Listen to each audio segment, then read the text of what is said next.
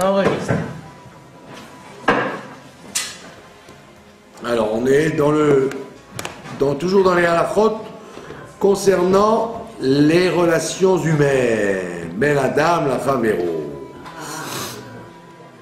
Donc, comme aujourd'hui c'était la Iloula du Rambam, alors on va parler d'une halakha qui est tranchée par le Rambam. Le Rambam nous dit que quand on vole un juif ou un goy, c'est la même interdiction. Il n'y a pas de différence entre voler un juif et voler un non-juif. Il n'y a aucune permission de voler un juif, comme il n'y a aucune permission de voler un non-juif. Maintenant, il y a un détail. La seule permission qu'il y a vis-à-vis du non-juif, c'est s'il fait une erreur. Alors, il y a deux façons dans l'erreur.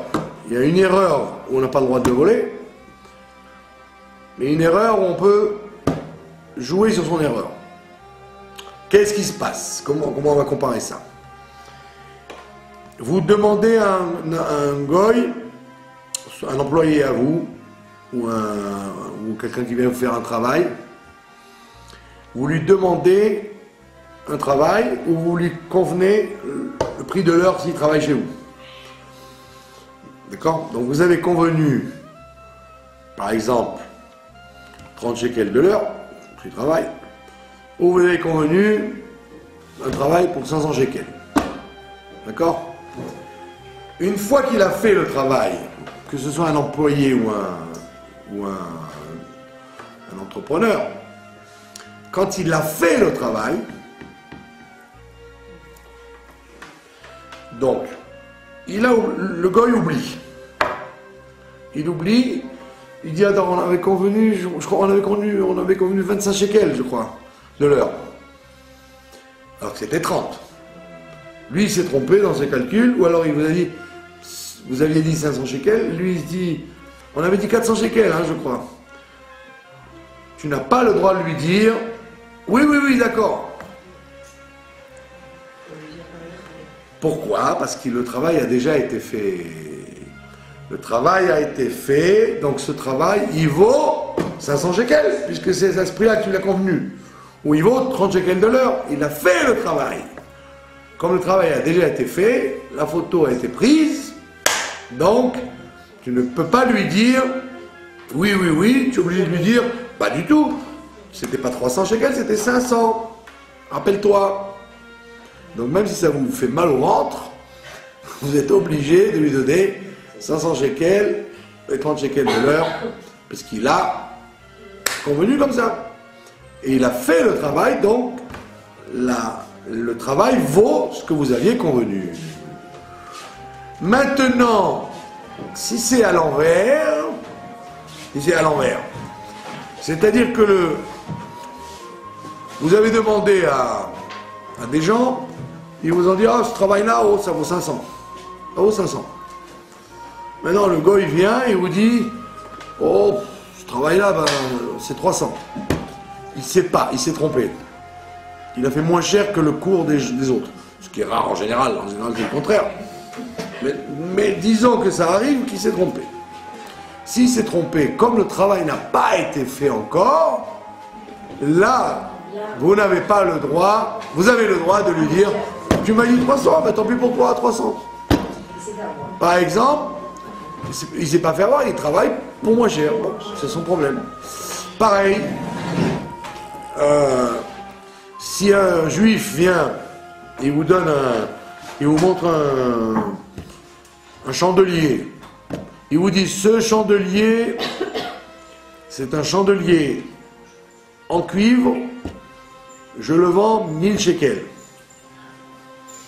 Vous grattez un peu et vous voyez que c'est de l'or. Donc il faut dire aux juifs, ça n'a pas la tête, non? Tu te rends pas compte que c'est de l'or? Ça vaut pas 1000 shekels, c'est de l'or, c'est pas du cuivre. Ah bon? Ah, tu m'excuses, alors c'est pas 1000 shekels. Ben non, c'est pas 1000 shekels. C'est 100 000 shekels. Donc le juif, vous êtes obligé de le corriger. Alors que, si c'est un goy, non. s'il vous a dit 1000 shekels, 1000 shekels. Tant pis pour lui s'il s'est trompé. C'est le seul cas où vous avez le droit de jouer sur l'erreur du goy. De jouer sur l'erreur du goy. C'est-à-dire quand lui décide de ce que vaut la chose, ou alors qu'il décide avant le travail de ce que ça vaut le travail. C'est le seul cas où vous avez le droit de jouer sur l'erreur du goy. Par exemple, dans une banque.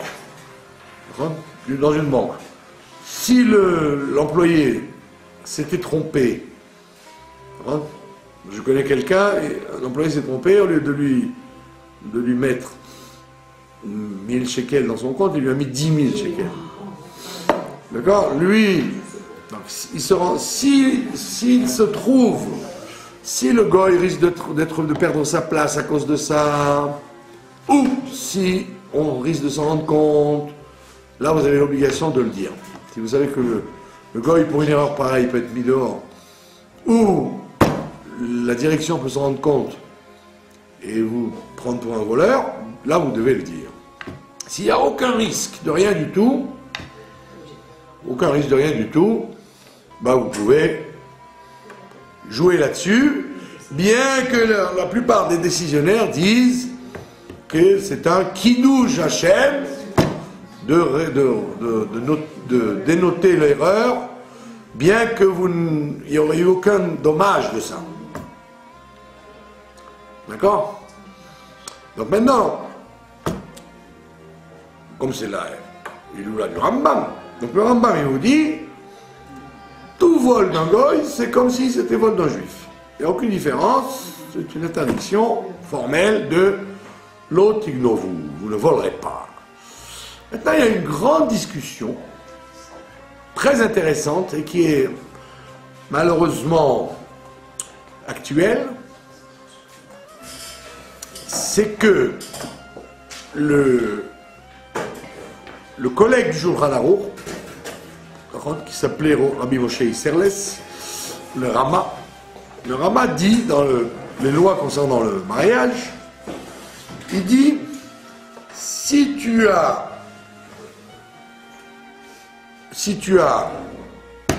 fait des kiddushin, tu t'es marié avec une bague que tu as achetée,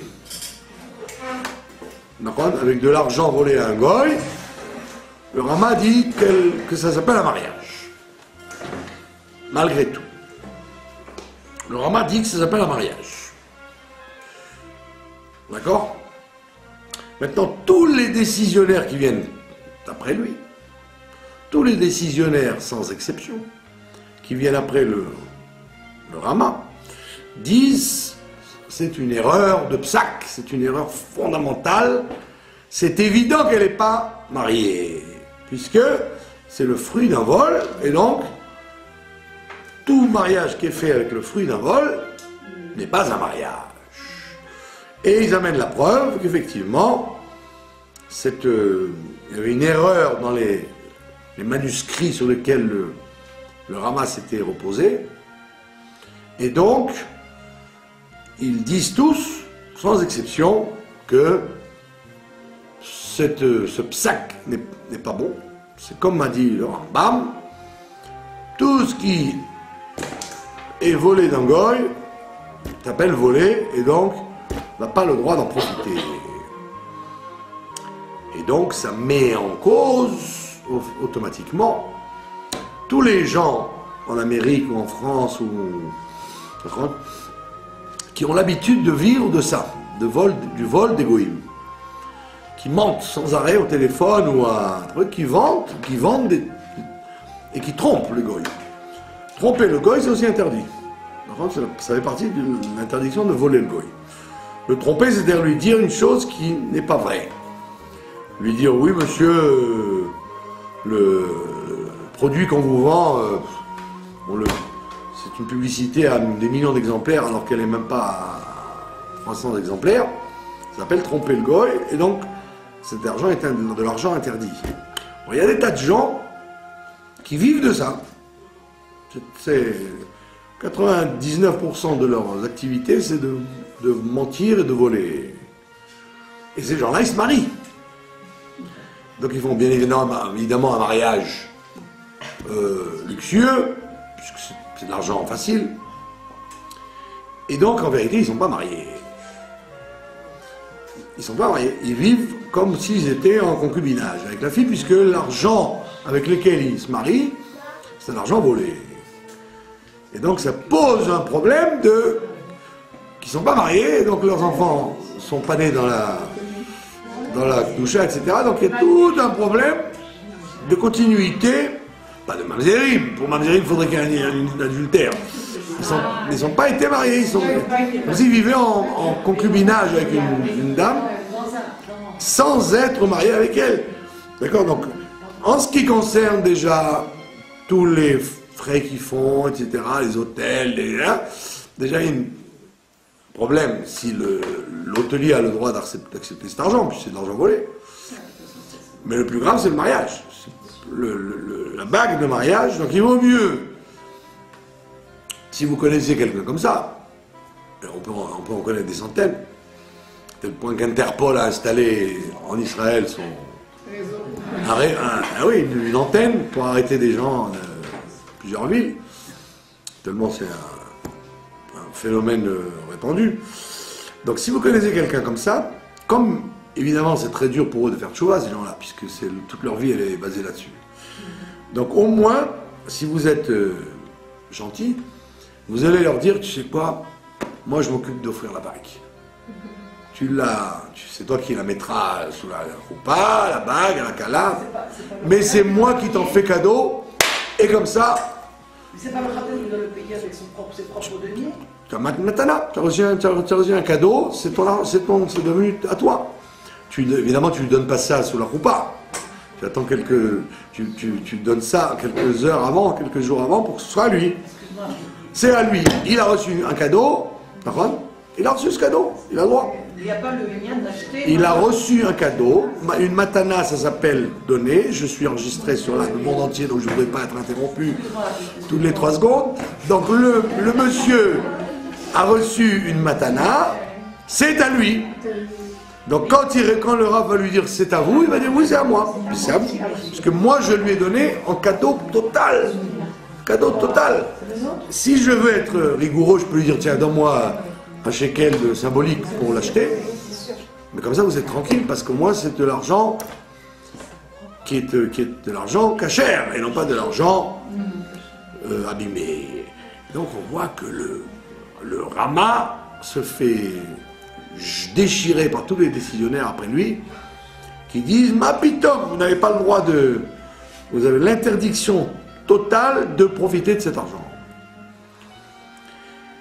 Et alors, ce qui est intéressant, c'est qu'il y a quelqu'un qui s'appelait le Baer Etev, un des commentateurs du Shulchan Aruch.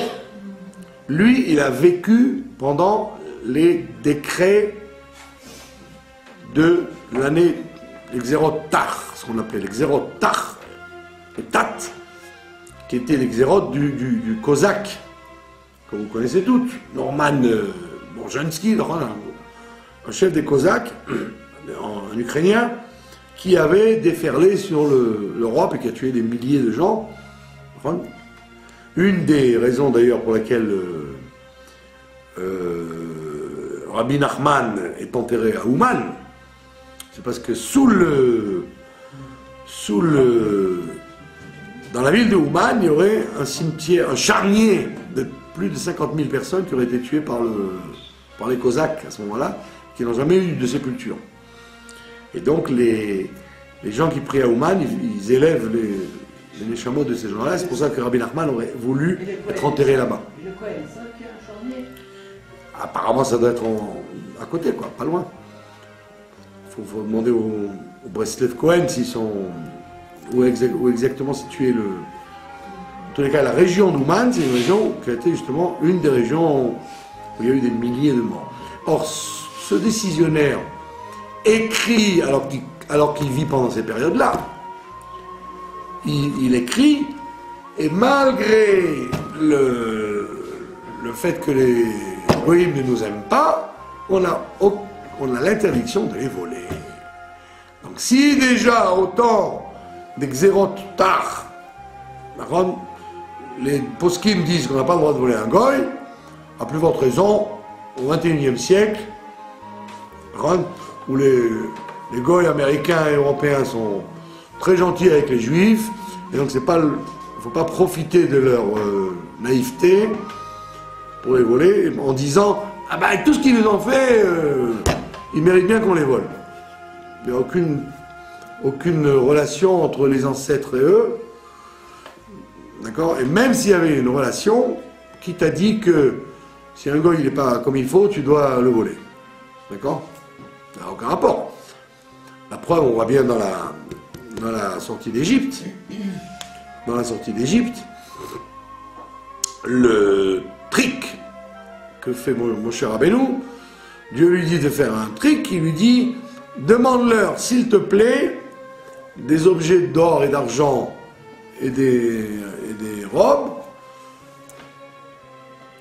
et tu leur diras que tu emprunteras ces choses-là pour aller offrir ça au Sinaï, tu leur emprunteras, il dit. D'accord?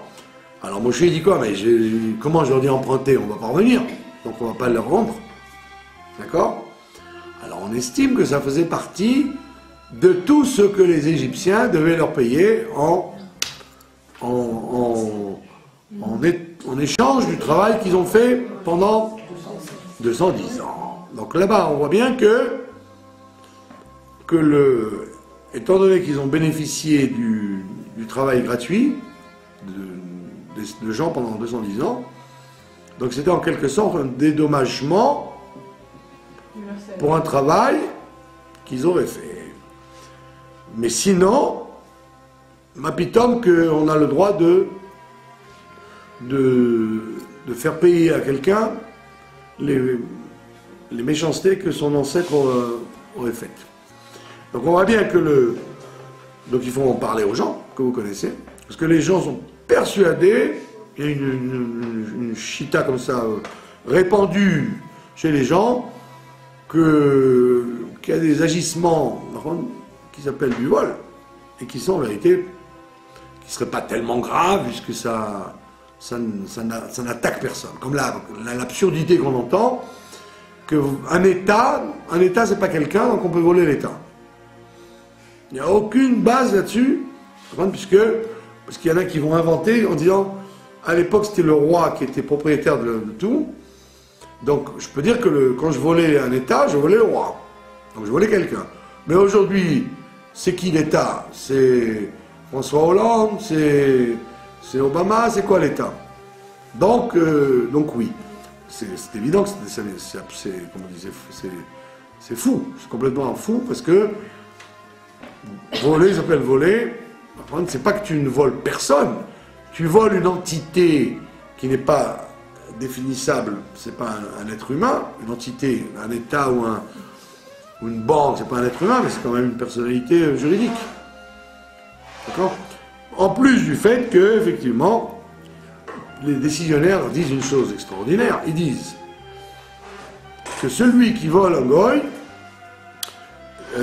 non seulement il ne verra pas de bracha de son vol, mais il finira ruiné. Et on le voit clairement, on voit que tous les gens qui font ça, ils se retrouvent sans rien. Alors qu'il dit par contre, ceux qui font très attention à ne pas tromper un goy ou à ne pas le voler, je leur garantis qu'il leur restera de l'argent pour toutes les générations qui viennent. Donc on a dit donc, la seule permission que vous avez, c'est si le goy s'est trompé avant le travail, de ne pas le relever sur son erreur. Mais s'il a fait déjà le travail, vous ne pouvez pas lui dire « Bon, tant pis, il a fait une erreur, je le paye ce qu'il me demande maintenant. » Non, parce que le travail a déjà été fait, donc il faut faire la différence entre avant et après. Si c'est avant, on a dit, s'il veut se faire sous-payer, c'est son problème. Alors que s'il l'a fait après, vous ne pouvez pas jouer là-dessus, puisqu'il a fait le travail. Donc si le travail a été calculé 500 shekels, vous ne pouvez pas lui dire maintenant Ah, tu m'as dit 300, on a 300. Non, si tu as dit 300, tu as dit, mais non, tu m'avais dit 500 au départ. Donc il a fait un travail qui valait 500, vous lui donnez 500. C'est-à-dire qu'au départ, vous avez le droit de... D'accord? Donc c'est un très très gros problème d'employeur à employé. Et quand vous faites faire un travail, il faut toujours faire attention à ça. Surtout qu'on sait très bien que quand on s'habitue à voler quelqu'un, après on ne fera pas la différence entre le juif et le goy, le tzaddik et le gentil et le méchant, l'étranger et le pas étranger, le noir et le blanc. On intègre en soi une mentalité de voler, et donc automatiquement elle s'intègre en soi, et donc on a le réflexe de vouloir toujours gratter quelqu'un, et c'est très très dangereux. D'accord? Est-ce que vous avez des questions? C'était pour la Iloula du Rambam, non? C'est la moindre des choses de voir que le Rambam est très clair là-dessus. Aucune permission, aucune différence entre un goy et un juif, aucune permission de tromper ou voler. À propos de la bague du Khatan, La bague du Khatan. c'est pas lui-même qui doit la payer. Non, ça doit être à lui. C'est pas toujours qu'on est... si je suis un riche héritier, d'accord? Je suis un riche héritier. Je n'ai rien. Je n'ai rien. Je gagne au loto, d'accord? Donc c'est pas de mon travail. C'est parce que j'ai pris la peine d'acheter un billet. Donc maintenant je suis propriétaire de 30 millions de shekels. Donc vous allez dire quoi? Donc c'est pas moi qui ai payé ce que j'achète avec. Mais non, c'est pas moi qui l'ai payé, mais c'est à moi. Donc il faut que ce soit à lui. Il y a une histoire qui s'est passée. Je vous ai raconté déjà, il y a quelqu'un qui avait préparé un mariage magnifique.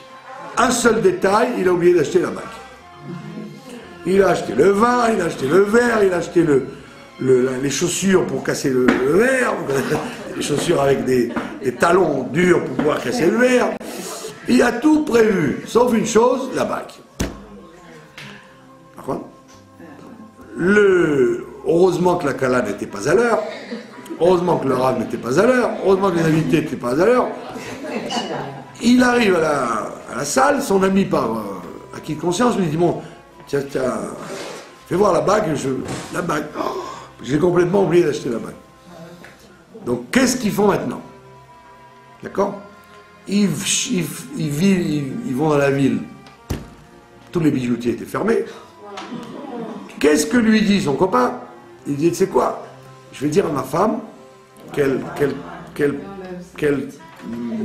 te prête cette bague sous la roupa, et puis demain tu en achèteras une vraie. D'accord? Donc, comme elle lui a pas, la dame ne voulait pas donner sa bague, elle a dit, oui, je lui prête que pour les 5 minutes pour le film, quoi.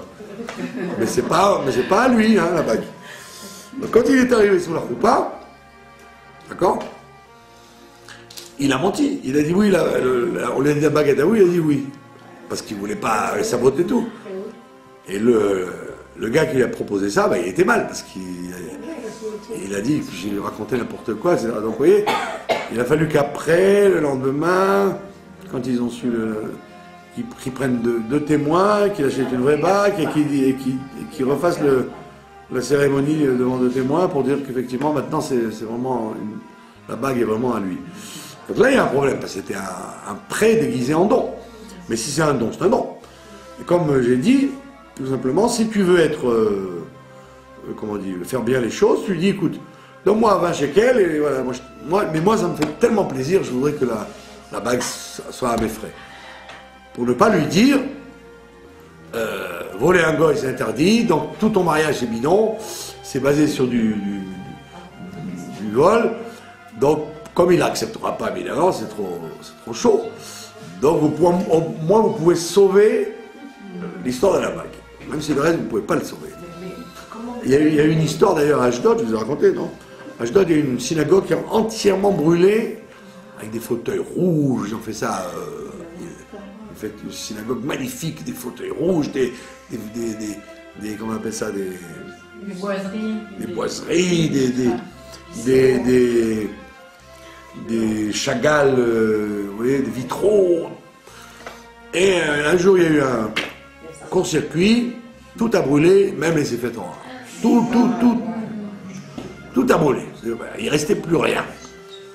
En général, vous avez des fois un miracle que l'armoire des effets-toires est préservée, ou les livres, ou quelque chose. Là, tout a brûlé. C'était horrible à voir. Et c'était pas ni une vengeance, un court-circuit. Ils ont été voir un rave, pas Mekoubal, au Hachem, un normal, qui raconte des âneries sur le dos de la Kabbalah, un normal. Et il a dit, mais c'est normal, cette synagogue a été entièrement construite avec de l'argent volé. Donc c'est normal qu'elle puisse pas durer. Une synagogue qui a été offerte avec les petits sous des gens et les efforts et les gens pauvres qui ont offert des livres et des tables et des chaises, ça reste. Ça reste comme le temple. Le mur qui a été construit par les pauvres, il est resté. Mais là, c'est par du vol. Qu'est-ce que vous voulez que ça le bon Dieu, il veut pas ça, il vomit ça. Donc tout a brûlé, c'est normal.